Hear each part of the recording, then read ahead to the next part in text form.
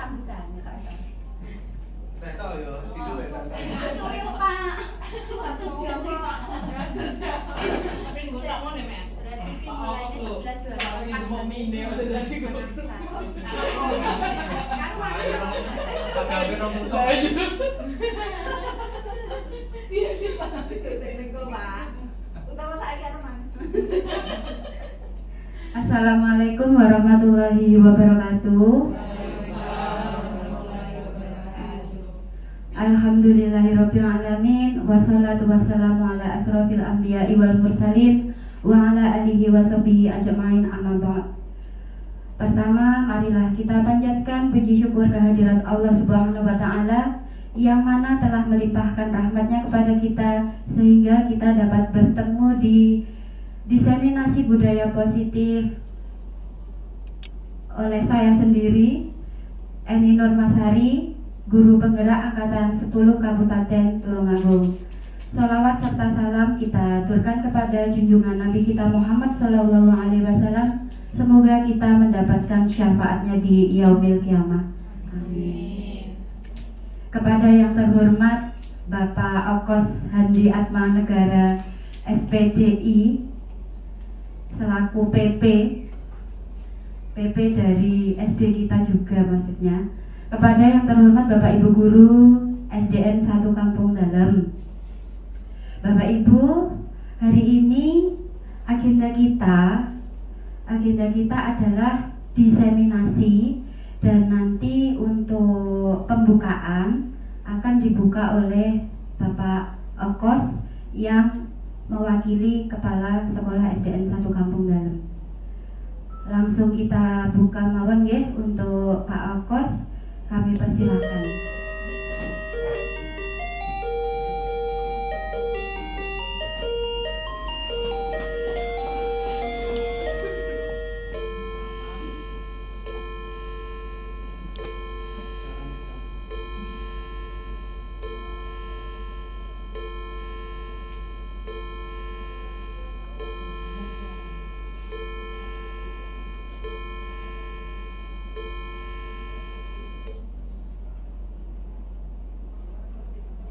Assalamualaikum warahmatullahi wabarakatuh. Alhamdulillah rabbil alamin.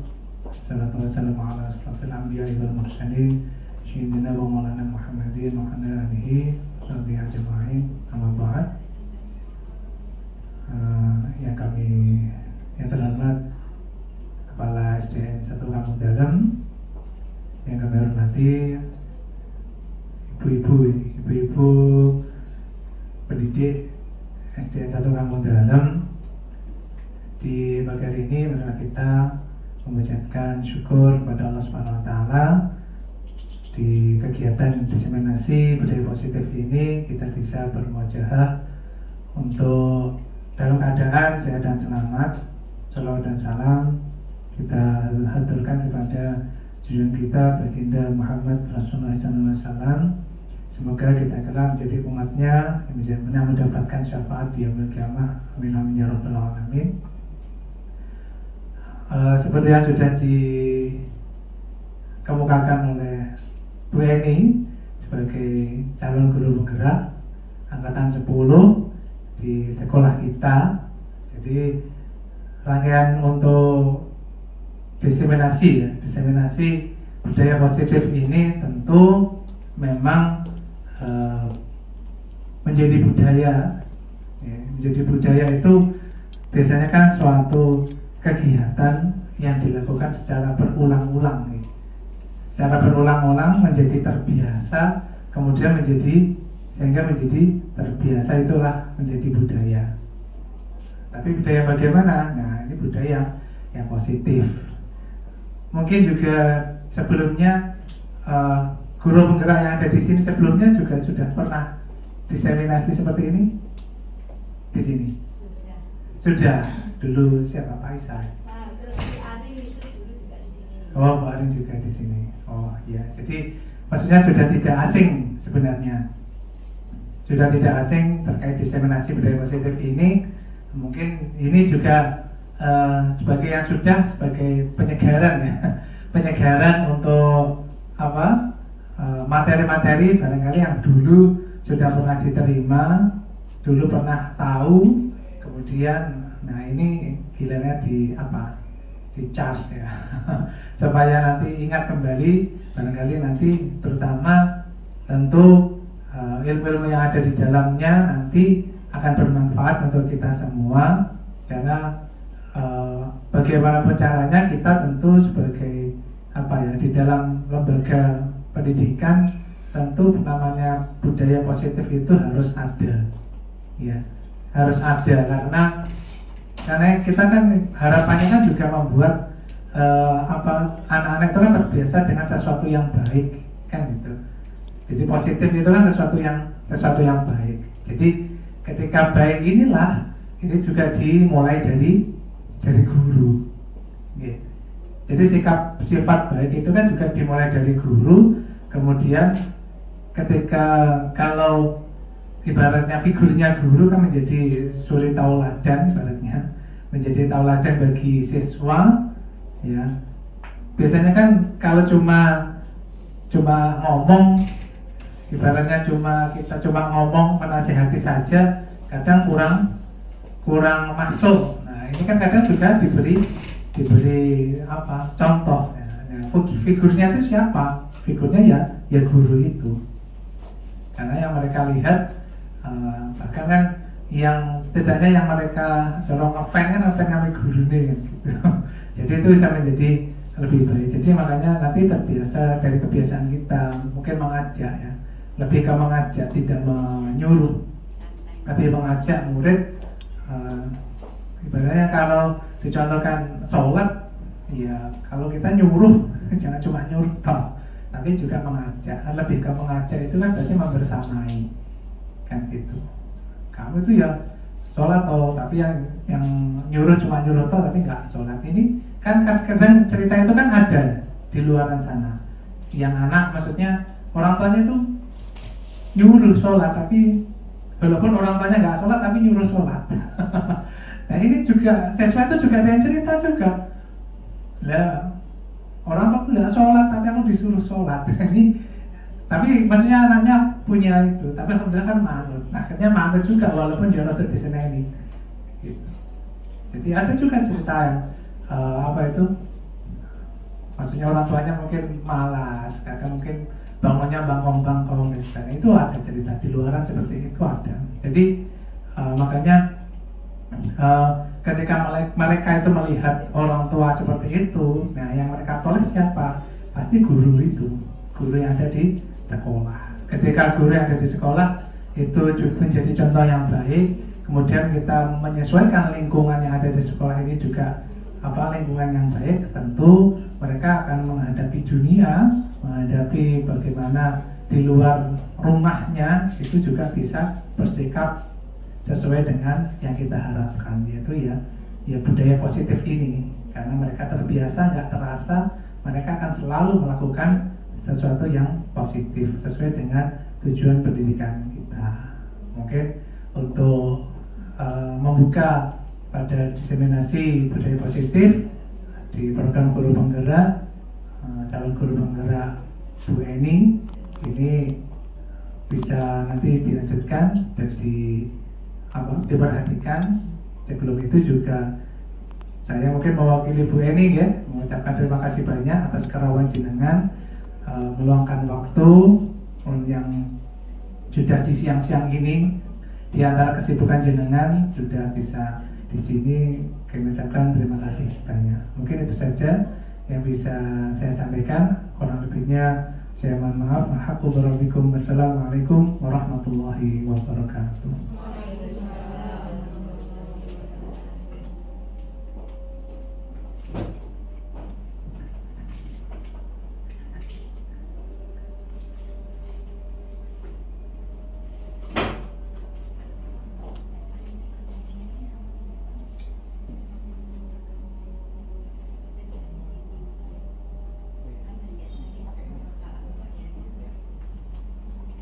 Bapak Ibu, untuk selanjutnya ini sebelum memulai materi kita ice breaking dulu nggih biar semangat. Saya ngapunten ini nyuwun tulung maju semua di sini. Nggih, maju. Ben semangat.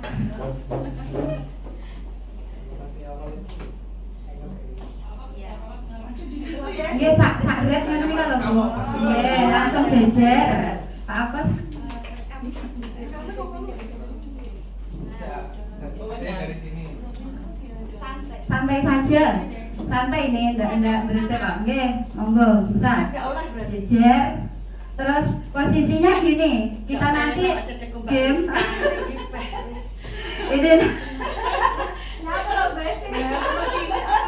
enggak, ini nanti namanya game mencari Eli. Ya nanti kita cari setelah ini. Bos, ngoten nggih. Tapi jangan sekarang belum, masih belum ada Elinya. Ini masih mulai nggih.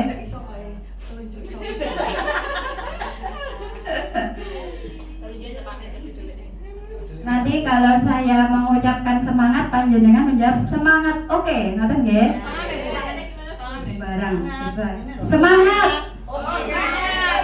Orang kompak, semangat. Sip, tepuk tangan untuk panjenengan. Untuk selanjutnya di sini. Nah, silakan. Pada suatu hari ada seorang keluarga yang bernama Elo, Eki, dan Eli. Silakan mana Eli?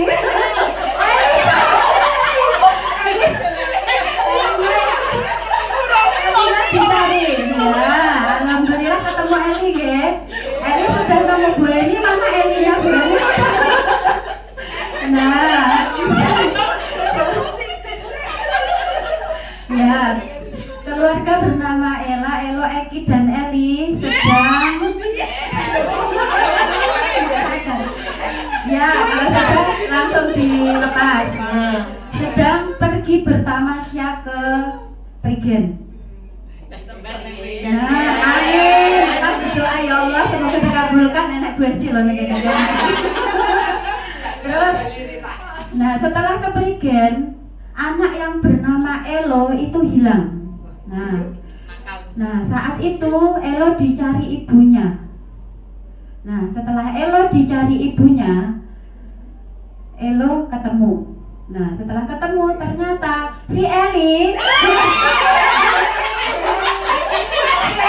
Ayo Eli, mana Eli yang nggak ketemu Eli bisa maju. Sudah ketemu.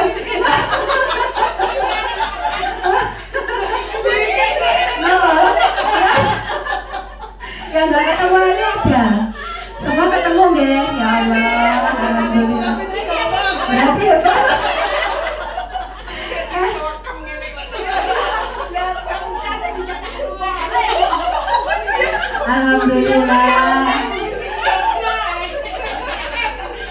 Alhamdulillah, berarti hebat semua, masih konsentrasi. Setelah itu Eli dan Elo, Eki dan ibunya. Ya, berarti lupa ini Eli. Gitu nggih. Jadi bertamasya, terus setelah hilang ternyata Elonya sudah bertemu, terus keluarganya bisa bertemu kembali. Terus yang bernama Elo, Eki, ayah dan ibunya bersama Eli. Mereka kembali pulang. Alhamdulillah, tepuk tangan untuk panjenengan semuanya. Monggo Pinara.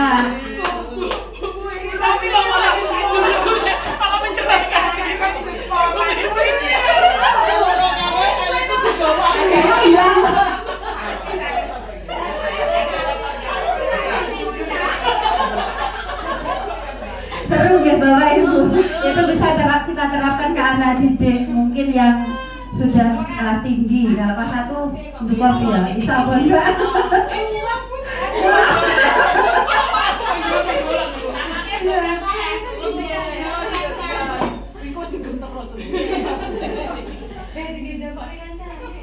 Untuk yang kedua, langsung ya. Hari ini saya akan mengenalkan tentang budaya positif. Di sini yang tadi sudah disampaikan Pak Okos tentang konsep budaya positif, ini saya menjabarkan. Di sini konsepnya itu ada disiplin positif dan nilai kebajikan universal, terus teori motivasi, hukuman dan penghargaan, ada lagi tentang keyakinan kelas, terus kebutuhan dasar manusia dan dunia berkualitas, restitusi, 5 posisi kontrol dan segitiga restitusi. Ini nanti yang saya jabarkan ada 3 saja, tentang kebutuhan dasar manusia, 5 posisi kontrol dan restitusi. Ngeten nggih. Lanjut.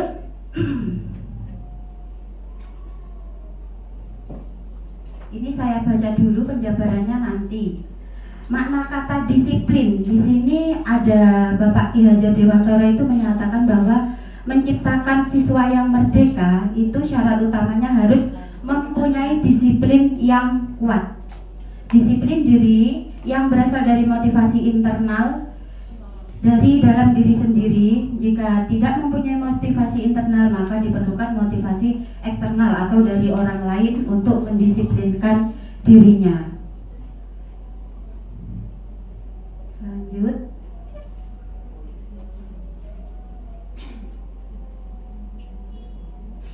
Dalam budaya kita, makna disiplin itu dimaknai menjadi sesuatu yang dilakukan seseorang pada orang lain untuk mendapatkan kepatuhan. Kita cenderung menghubungkan kata disiplin dengan tidak nyaman. Terus Diana Gosen itu menyatakan bahwa disiplin itu berasal dari bahasa Latin yaitu disiplina, yang artinya itu belajar. Kata disciple yaitu murid.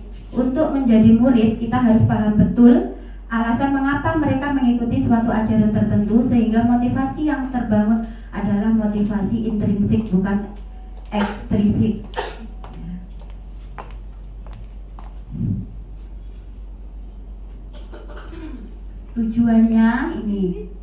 Tujuannya adalah untuk menanamkan motivasi kepada semua siswa kita agar mereka menjadi orang yang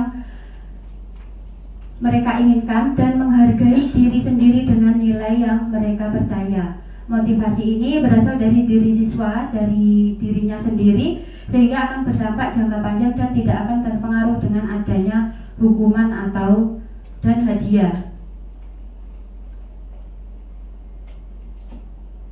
Nah, ini saya next saja. Nah, di sini ada identitas gagal, ini ada hukuman. Identitas berhasil, ini ada disiplin, sanksi, konsekuensi dan restitusi. Ini saya jabarkan di sini di belakang.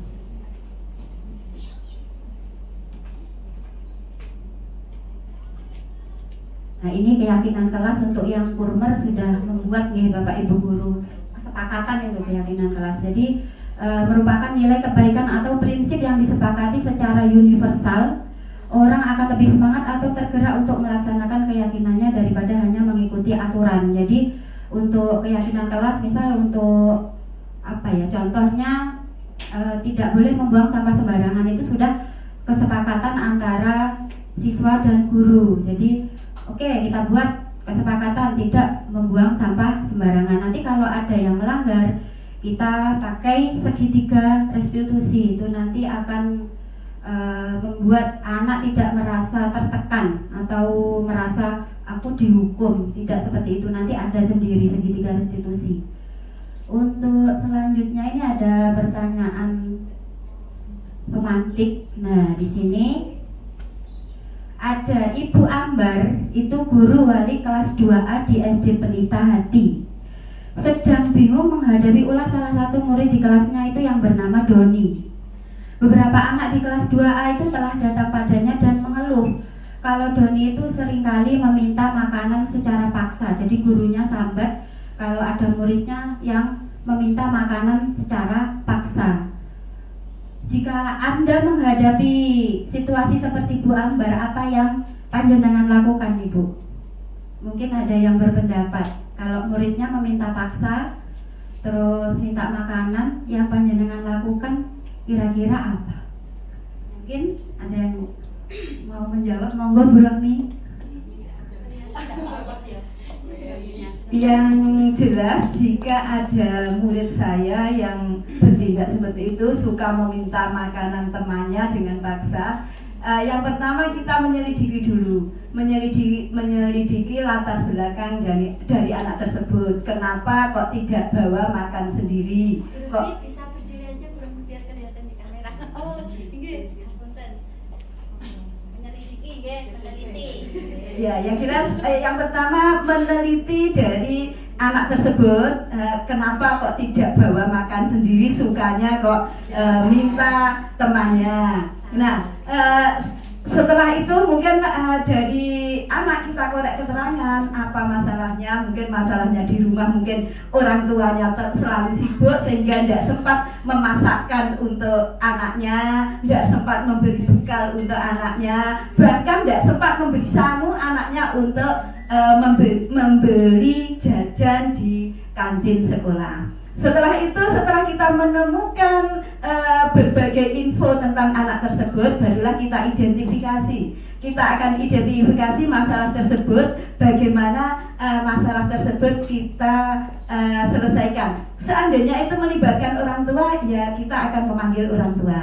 Mungkin orang tuanya kita beri masukan agar anaknya diberi bekal atau diberi sangu sehingga tidak meminta secara paksa pada temannya. Itu yang pertama. Yang kedua, anak tersebut kita panggil, kita nasihati bahwa meminta dengan paksa itu perbuatan yang tidak terpuji. Kita boleh meminta pada temannya, kalau memang diberi ya alhamdulillah kita mengucapkan terima kasih. Tetapi kalau tidak ya jangan memaksa. Lebih baik kamu membawa sendiri bekal dari rumah. Nah, mungkin itu saja yang bisa kami lakukan.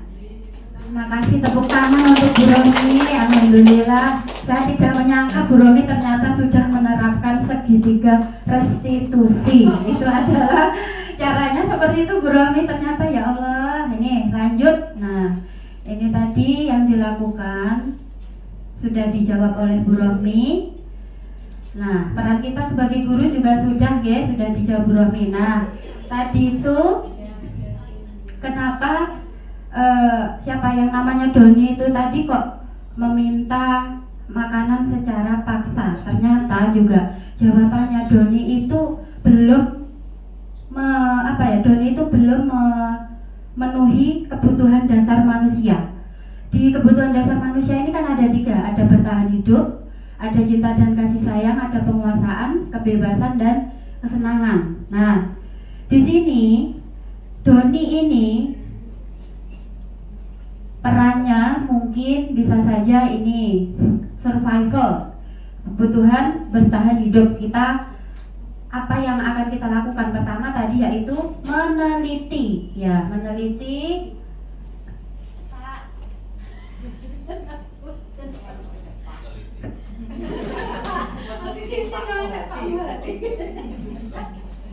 Pak kok dilihat aku izin loh Pak.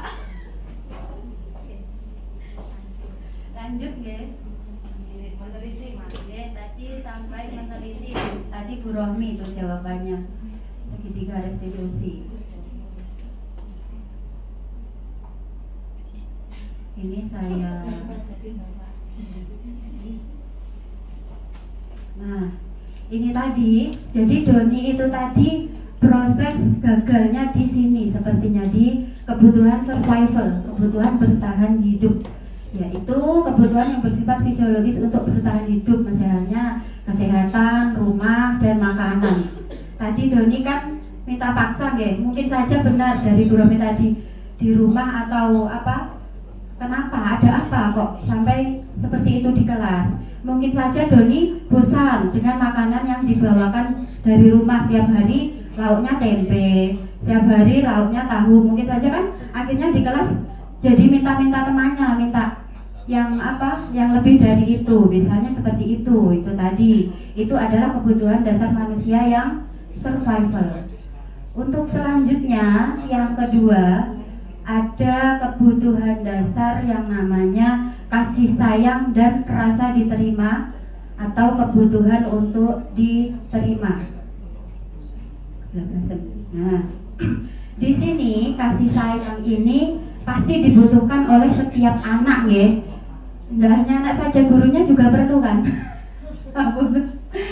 Tidak hanya saja, ini gurunya juga butuh karena ini contohnya kebutuhan kasih sayang itu. Kita kan butuh ini, kebutuhan ini juga meliputi keinginan untuk tetap terhubung dengan orang lain seperti teman, keluarga, pasangan hidup, teman kerja, binatang peliharaan ini, dan kelompok di mana kita bergabung. Jadi contohnya seperti saya ini kan punya kucing. Nah, di situ kan juga kalau orang punya hewan kesayangan itu pasti kan kita punya rasa kasih sayang, ya kan, sama hewan. Jadi bisa menjadi mood booster kita. Itu juga merupakan kebutuhan dasar manusia. Terus lagi untuk yang nomor 3 di sini ada power atau penguasaan. Nah, penguasaan, kebutuhan ini berhubungan dengan kekuatan untuk mencapai sesuatu, menjadi kompeten, menjadi terampil. Contohnya biasanya ada anak, misal kita suruh, "Dek, tolong kamu ke kantor." Itu kan pasti anaknya, Bu saya aja ya kan. Kalau diutus ke kantor rebutan malah senang karena dia itu ingin kekuasaan atau ingin dihargai. Itu juga merupakan dasar kebutuhan manusia. Terus yang keempat di sini ada yang keempat ada kebutuhan dasar tadi, kebebasan. Nah, kebebasan untuk bebas adalah kebutuhan akan kemandirian, otonomi, memiliki pilihan dan mampu mengendalikan arah hidup seseorang. Jadi anak-anak itu juga ingin bebas. Contohnya kayak tadi siapa, Doni, dia kan sepertinya kok panggah tempe aja kan juga bebas, ingin memilih menu makanan. Itu anak-anak kita juga butuh kebebasan, Bapak Ibu. Terus untuk selanjutnya yang terakhir di sini, kebutuhan hidup manusia ada kesenangan atau fun. Biasanya anak-anak ini kan kalau di sekolah itu kan tidak hanya belajar ya, dia itu pasti suka bermain, salah satu terutama.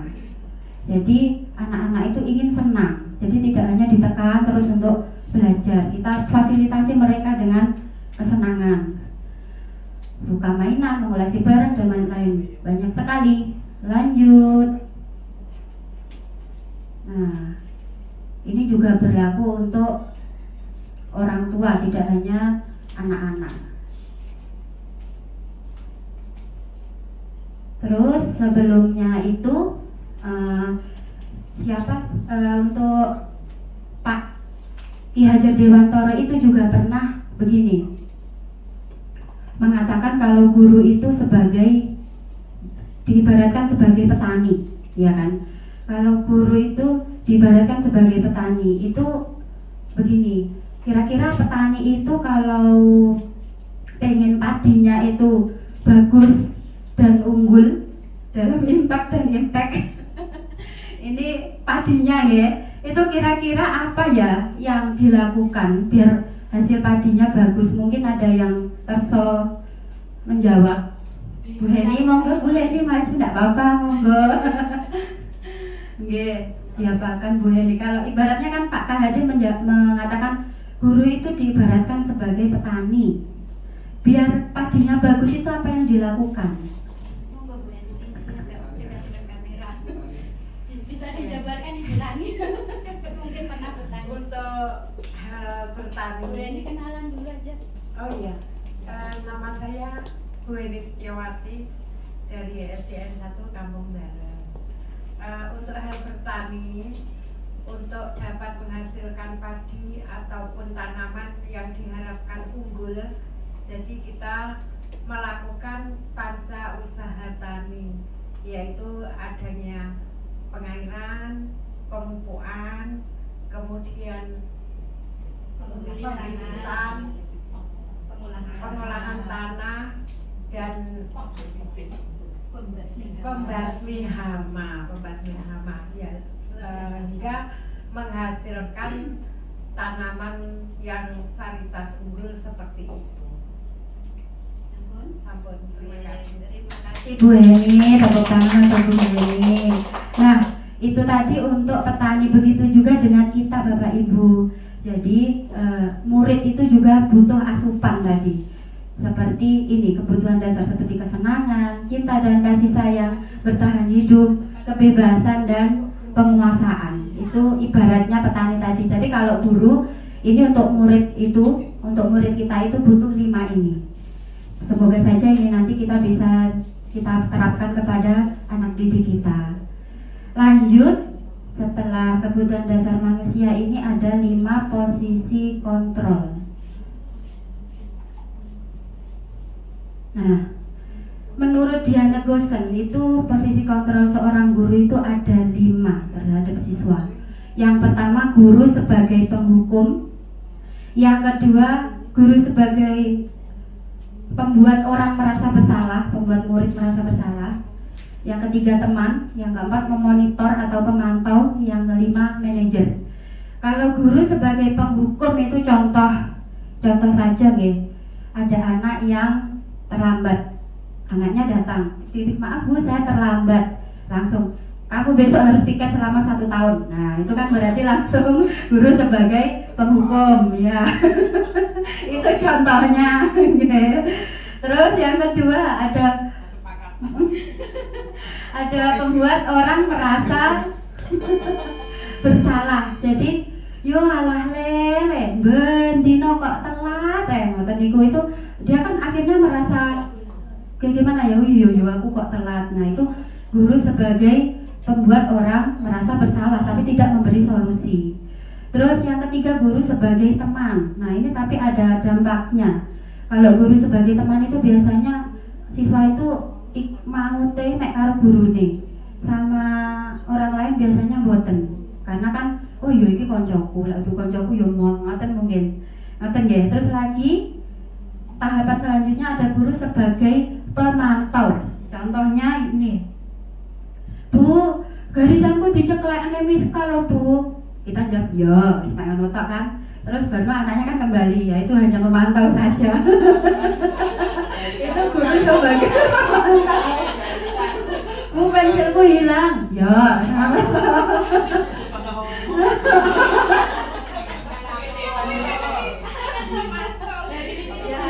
Kita ini ada beberapa fase ini loh sebenarnya. Beberapa. Terus terakhir yang lebih ideal itu adalah guru sebagai manajer. Tadi saya sudah menemukan Bu Rohmi, guru sebagai manajer. Tepuk tangan untuk Bu Rohmi. Ternyata benar. Kita ini saya ini kan sebelumnya juga nggak ngerti ini arti-arti seperti ini. Dari guru penggerak ini saya belajar dan akhirnya mengerti. Ternyata di sini yang lebih ideal ini guru sebagai manajer. Nah, guru sebagai manajer ini nanti ada tahapannya. Seperti yang sudah diterapkan Bu Romi tadi, ada segitiga restitusi, ada cara-caranya. Jadi tidak langsung menghukum, membuat orang merasa bersalah, atau guru sebagai teman. Nah, Bapak Ibu, sebelum saya menerangkan tentang restitusi ini, saya ingin sekali Bapak Ibu menuliskan. Ini jujur tidak apa-apa, kita kan bebas nggih. Panjenengan nanti menuliskan boleh 2 poin, boleh 1 poin atau 3 boleh. Panjenengan ini sebagai apa? Di sini kan ada 5 posisi kontrol. Panjenengan diri panjenengan ini nanti seperti apa? Nanti panjenengan tuliskan di kertas kecil ngoten nggih. Ini kertasnya.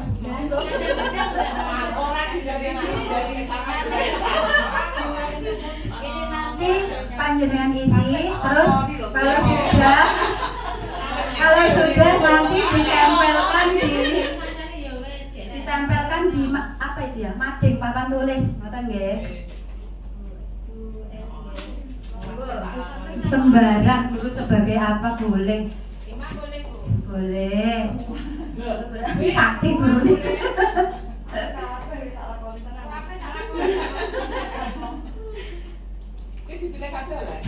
Monggo tetap ini kan untuk diri sendiri kan. Hukum banget. Ya kayak hukuman itu.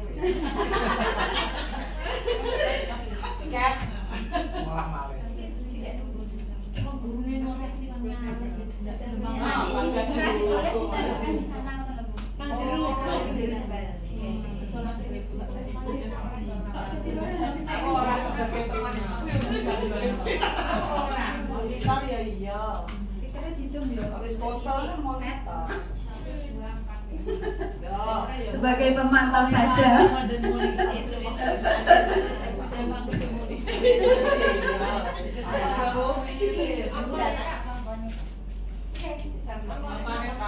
Tulisannya itu Bu, penghukum atau apa itu loh. Stikernya hitung kan.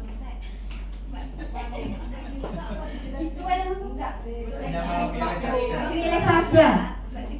Mungkin memilih saja terus nanti ditempelkan di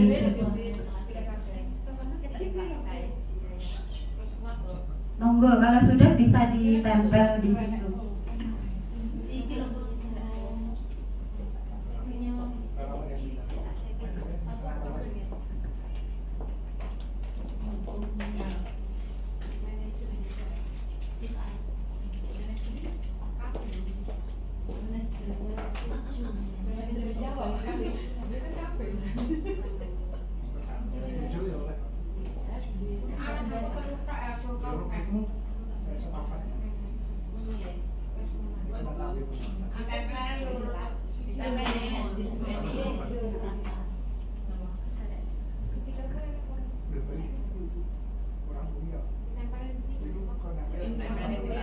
Ditempelkannya satu-satu mawon nggih.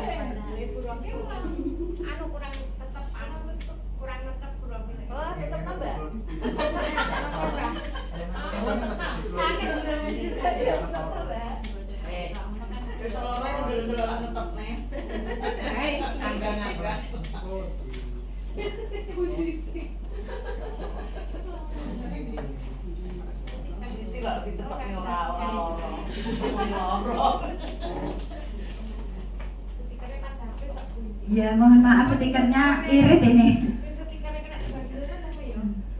Harusnya itu bisa dibagi dua itu di duel.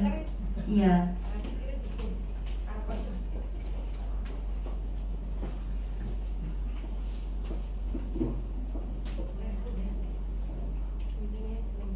Coba aja bisa loh Bu. Iya.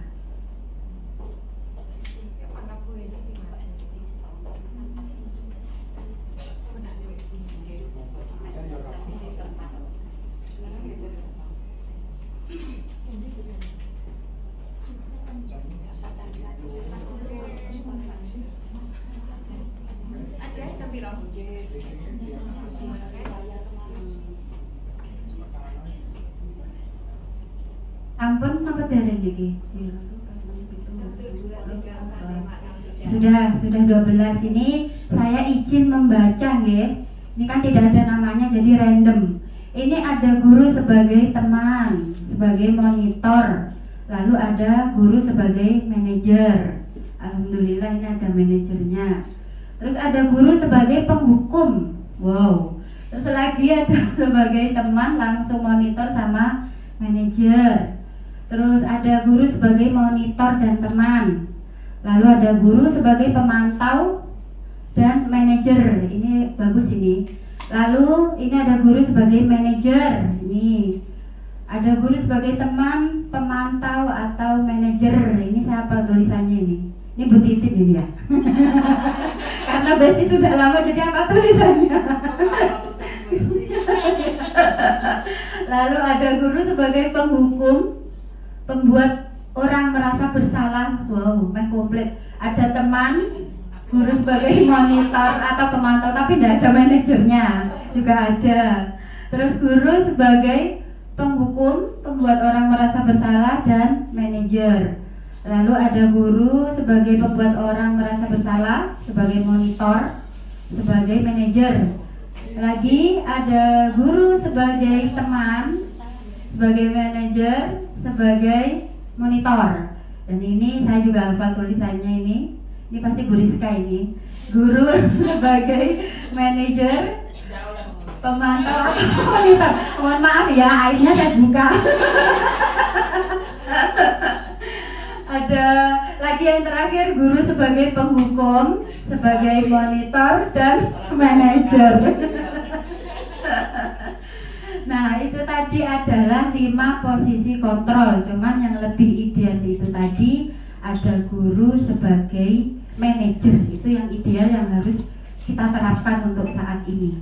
Ini bagaimana caranya menerapkan agar anak itu tidak merasa disakiti, misal dihukum, ada anak yang merasa bersalah, atau ada anak yang merasa malih sakar PDW kan ada loh Bu, nggak sopan ngoten. Nah itu seperti ini.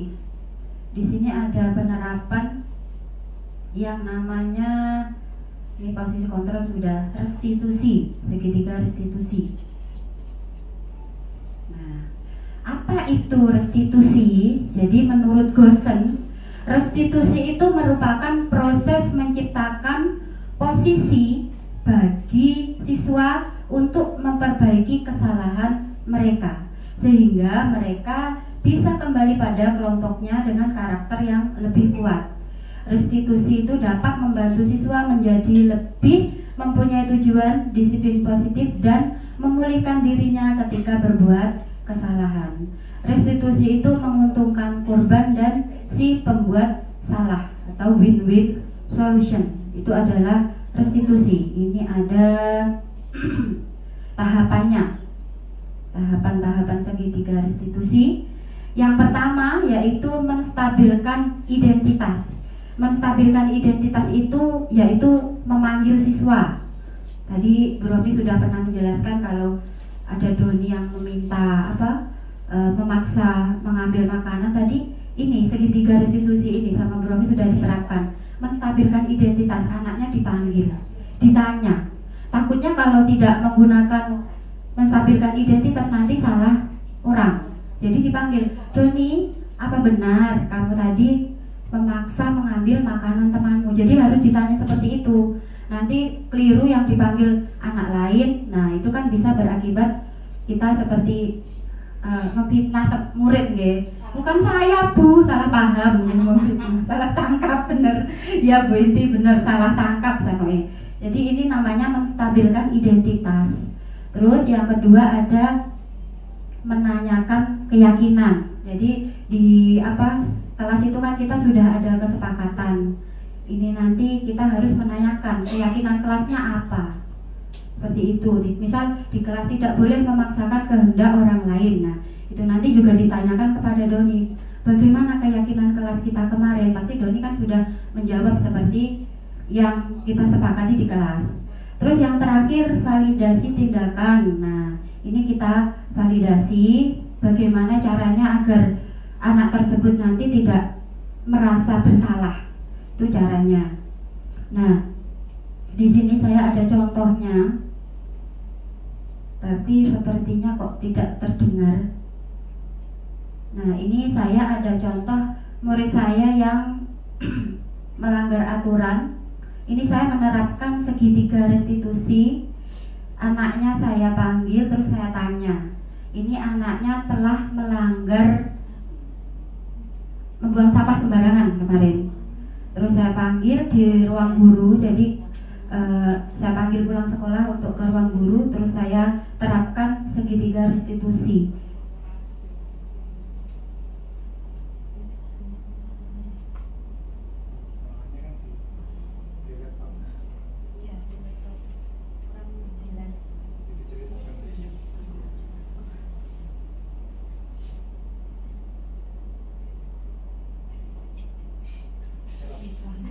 Bersih-bersih setahun.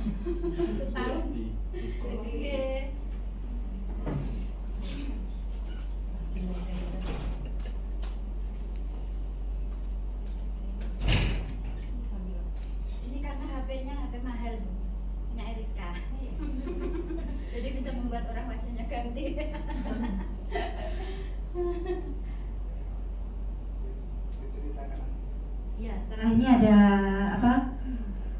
ceritanya Pak.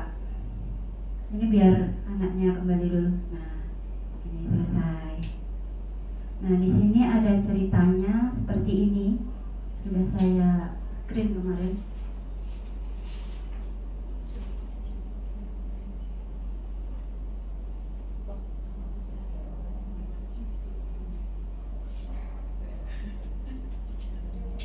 Ini salah ketik kemarin namanya. Nah, ada kasus Jerina, seorang siswa kelas 1 itu sedang melakukan kesalahan dengan membuang sampah sembarangan. Terus di sini saya bertanya, Jerina, Bu Guru tadi itu mendapat laporan kepada temanmu. Sebenarnya apa yang terjadi? Nah, ini tadi kan kita memanggilnya dulu, ngaten nggih.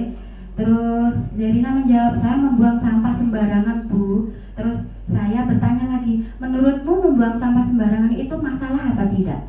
Jadi kan ditanya dari hati ke hati. Dia menjawab, masalah Bu.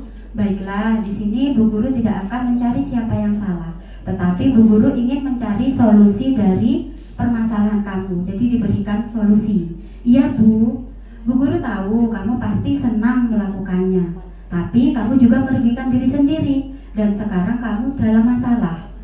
Ya kan, jadi galau mungkin ngoten nggih kalau kita tanya seperti itu. Terus dia jawab, iya Bu. Nah, sekarang mari kita ingat kembali keyakinan kelas dan sekolah kita. Yang mana yang belum kamu tunjukkan? Nah, dia kan akhirnya menjawab keyakinan kelasnya. Menjaga lingkungan kelas dan sekolah Bu, itu juga salah satu keyakinan kelas di kelas kami, kelas 1. Dalam hal itu kamu merasa senang, tapi apakah itu sudah melaksanakan keyakinan kelas? Belum. Nah, mulai sekarang marilah kita selalu mengindahkan keyakinan kelas dan sekolah yang sudah kita sepakati, dan untuk memperbaiki kesalahan kamu, apa yang kamu lakukan. Jadi anaknya diberi pertanyaan pemantik ngoten nggih. Terus Jerina menjawab, saya akan membersihkan halaman yang saya kotori dan tidak akan mengulanginya lagi. Berarti kan dia punya solusi dengan caranya sendiri. Nah, terus bagus kalau begitu, silahkan kamu lakukan. Jadi anaknya kan tidak merasa tertekan. Iya Bu, terima kasih. Jadi kan dia ketika salah iso jawab solusinya sendiri. Ngoten. Ini segitiga restitusi yang kami terapkan sejak saya menjadi guru penggerak. Itu saya sudah mulai mempraktekkan dan alhamdulillah hasilnya itu tidak membuat mental saya itu juga tertekan. Biasanya kan saya sering marah-marah sama anak-anak itu kalau saya mau marah gitu, kepala itu juga langsung maceleng ngoten lho Bu. Ternyata saya ada yang salah nggih. Setelah saya terapkan, itu mental saya juga waras ternyata. Ya ini sampai sedia paramek itu biasanya memang kalau kita nemukan misal marah sama anak itu langsung kepala itu langsung pusing gitu. Ternyata saya menerapkan seperti ini tuh jadi anaknya manut, terus dia tidak merasa merasa sakit hati, terus saya juga enteng seperti itu. Ngoten ya Bu. Ini adalah ilmu yang saya dapatkan dari guru penggerak Bapak Ibu. Untuk selanjutnya ini sudah selesai. Itu yang saya sampaikan ke panjenengan. Apabila ada kurang lebihnya, saya mohon maaf ya Bapak Ibu. Di sini saya bukan menggurui boten. Ini saya hanya menyampaikan saran atau pesan atau saling berbagi ilmu dari guru penggerak yang saya dapatkan. Mungkin itu dari saya, dari Pak Okos mungkin ada penguatan sedikit ngoten nggih. Atau ice breaking dulu Pak terakhir ini untuk penutup saja nggih Pak nggih. Sebelum penguatan nggih. Ini ice breakingnya cuma duduk kok Bapak Ibu. Ini hanya contoh, nanti urut aja. Contoh Bu Eni, dari Bu Eni.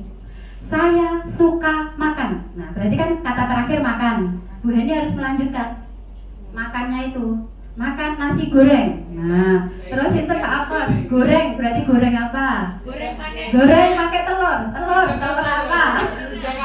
Sembarang. Katanya boleh, satu paragraf juga boleh. Bercerita juga boleh. Ini dimulai dari saya. Kalimat aja. Nggih, monggo boleh. Boleh. Harus ada subjek predikat, objek keterangan. Barangnya. Saya senang belajar menyanyi, menulis, Belajar menulis, menulis lagu, Lagu cinta. cinta kepada orang tua, Orang tua berarti tua.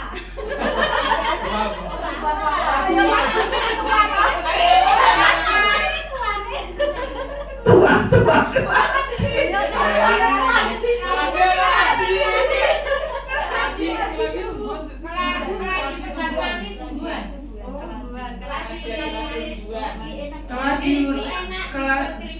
Keladi itu enak dibuat keripik. Keripik yang kering itu terasa atos.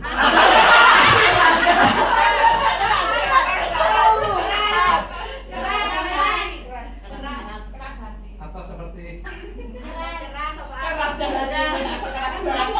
Kerasnya hatimu. Hatiku selembut sutra. Sutra itu halus seperti kulitnya buja. Udah cantik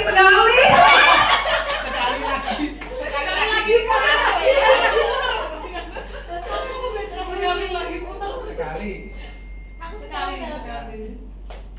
Sekali lagi kita putar. Minta putar. Oh nggih. Sampun sudah. Alhamdulillah.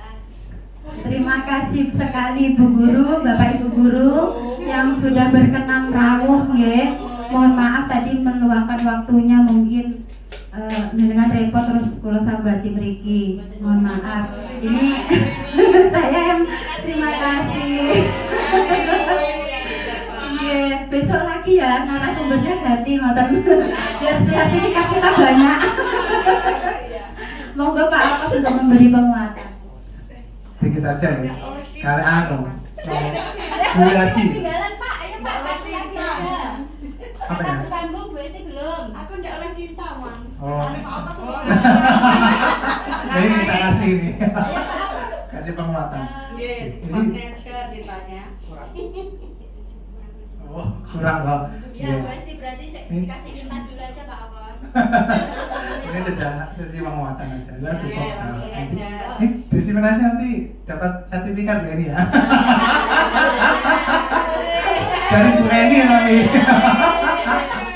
Saya buatkan nanti. Ya, kan kombel kan dia punya kombel lah.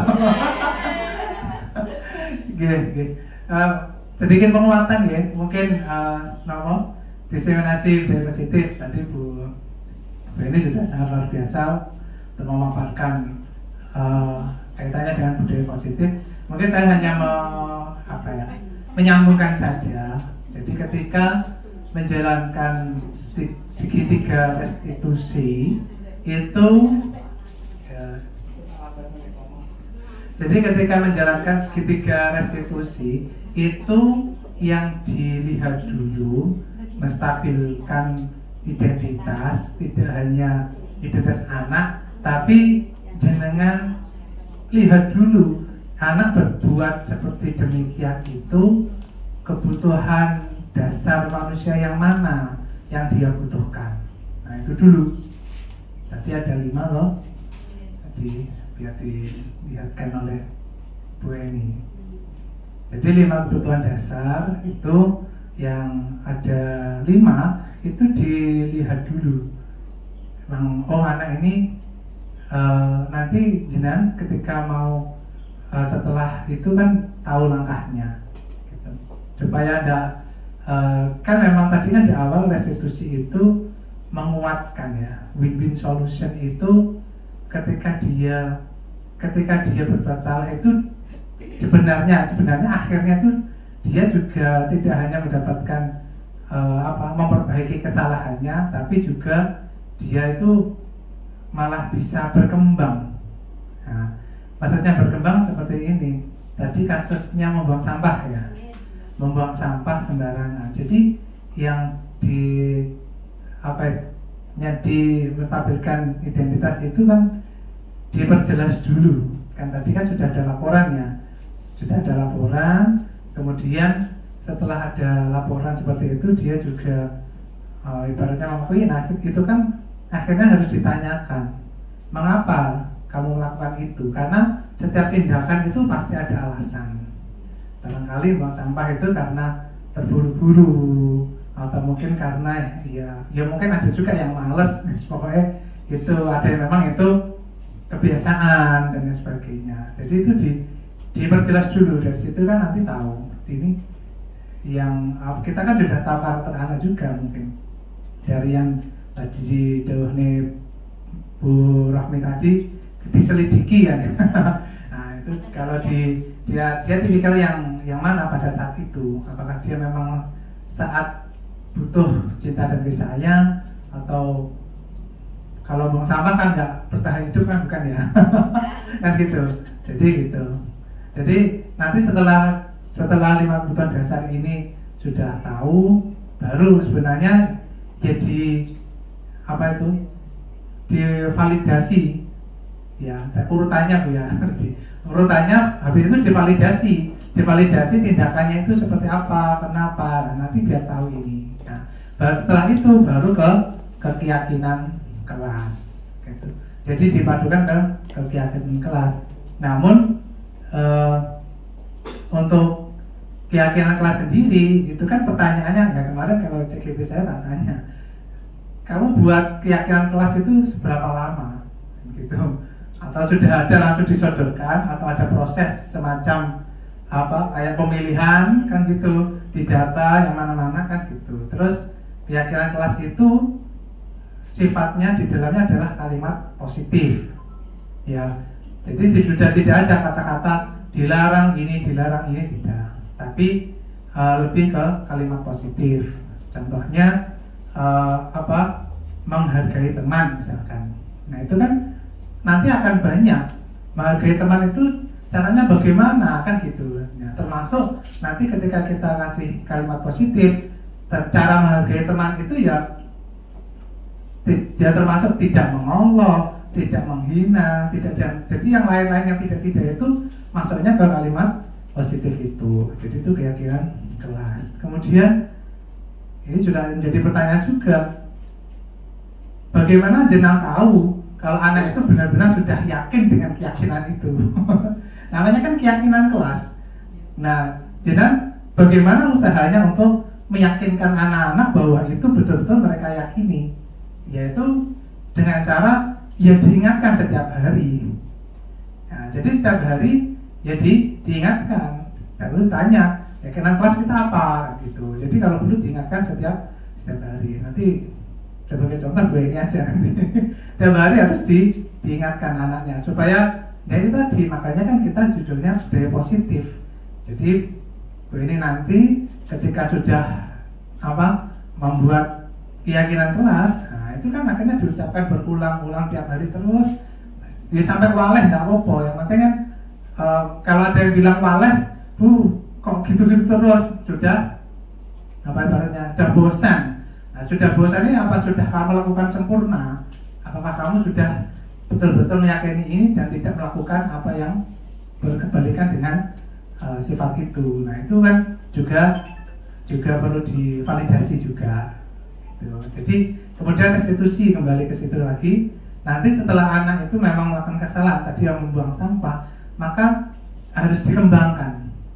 Dikembangkan itu nanti mengembangkan itu maksudnya bagaimana dia bisa memperbaiki kesalahan itu, dan pastikan juga kalau dia tidak mengulangi lagi. Barangkali dia ditanya juga, kamu ingin berperan apa dalam hal kebersihan di kelas ini misalkan. Jadi pengen jadi apalah, koordinator piket misalkan, atau mungkin jadi apa. Jadi sehingga dia setelah melakukan kesalahan itu tuh ada tindak lanjutnya, tidak hanya masalah diselesaikan beres, sudah masalah kan beres. Makanya kan kayak mohon maaf kalau tadi yang penghukum kalau hukumannya denda, nah denda lah ya, hukum itu bisa dibeli, kan gitu. Dia kerjakan PR 10.000 katakanlah, Bu aku tak kasih 50.000, aku udah sangat jadinya pengen 5, piye. Akhirnya hukumnya dibeli kan itu.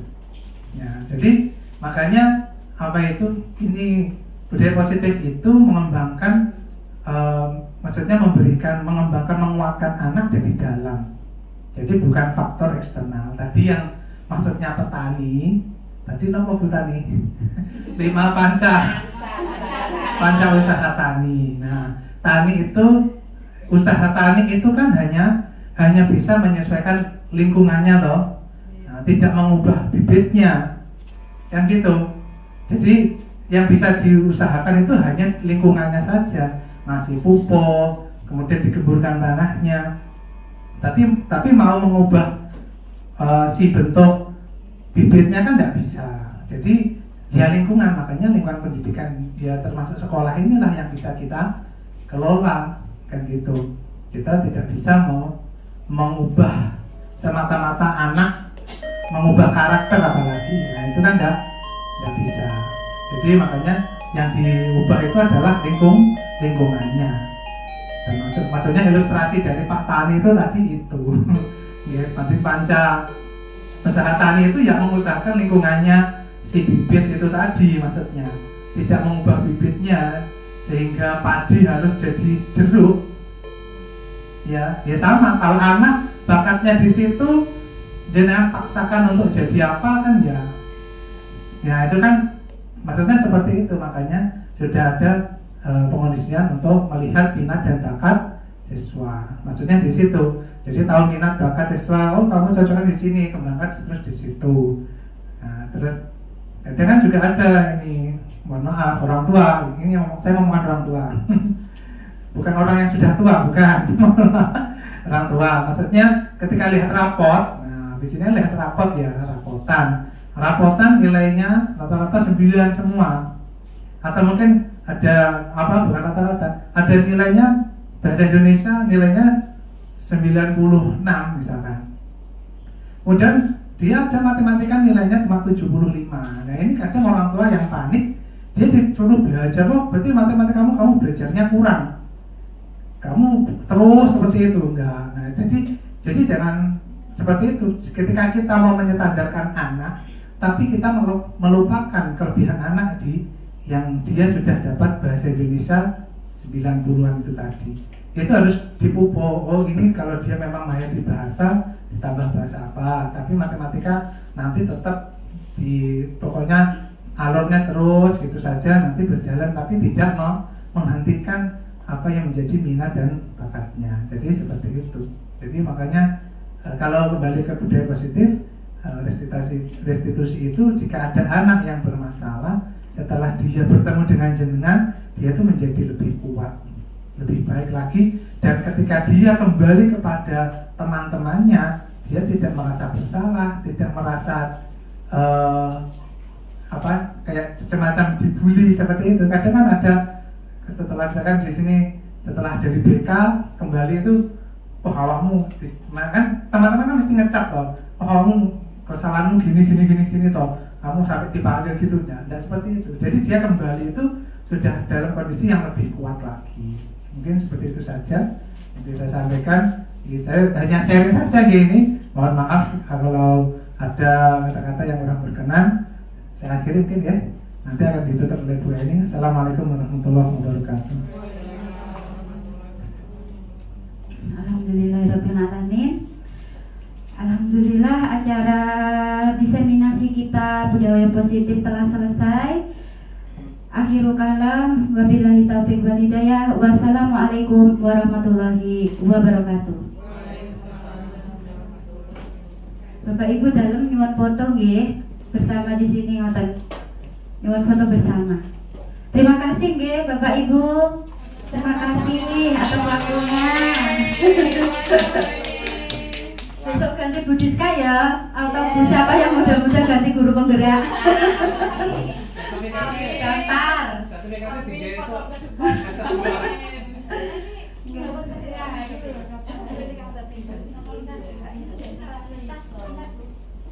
Kamera kan ya Pak, aku bener-bener ketok. Iya, dimatikan ya. Nggih. Bangunnya. Mudah. Apa ini? Mudah. Bikinnya dipateni berarti.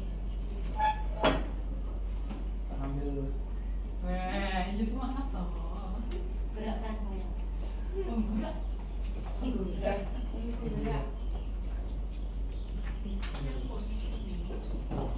Lagi main foto. buat mematikan. Kayak ini Rahayu lo ayahe. Kurang saya kata ya. Awake dhewe aja. Cuman foto bersama dulu. Yang di mana wes kok mek teko? Kan kita, Mbak. Ayo datar apa aja. Jadi foto aja sih Pak. Pak dokumen aja sendiri. Bentar, kita lebas jajan. Kuwi elek lho gantungane kuwi. Lah ya nek kantungane kuwi elek wong Jepang kuwi. Matiin. Besti minta foto bersama. Aduh, apa ki langsung dicopot. Oh. Langsung dicopot. Apa nih dicopot? Cek. Aidin. Listriknya langsung dicopot. Aidin sini Din. Nek ono